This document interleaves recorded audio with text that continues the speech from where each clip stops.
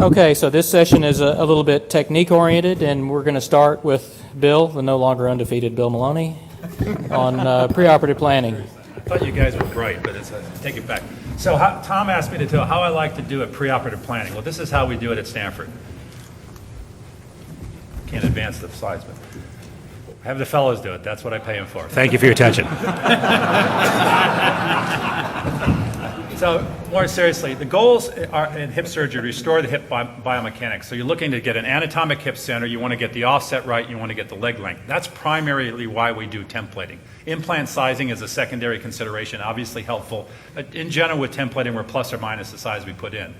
To assess leg lengths, we do this both clinically and radiographically. You have to know the difference between true leg length, which is a measurement from ASIS to median malleolus, and apparent leg length, which is umbilicus to median malleolus. Understand the factors that affect apparent leg length: pelvic obliquity, hip abduction contracture.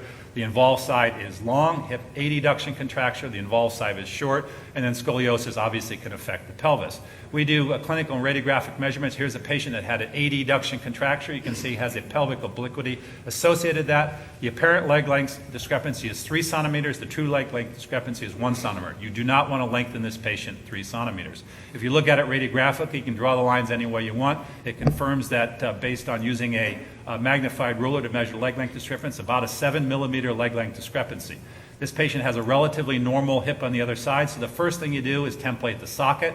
And you can see we're getting our hip center where we want it, and then we secondarily template the femur. Again, first to restore leg length and offset, and second to get the right femoral size. And this will differ based on the system that you use. This will give us a distance for the height of the femoral osteotomy, and then we'll be able to transfer this to the other side. So we're going to ignore the adduction contracture because we're going to release that at the time of surgery, and we're going to transplant that templating from the left side to the right side. And when we do that, if we template with a size 14 with a 10 millimeter neck cut, we should add about 7 millimeters of leg length. And if we then can execute that in the operating room, we'll get a good restoration of the hip center, we'll get restoration of offset and leg length, and get a stable reconstruction. Thank you for your attention.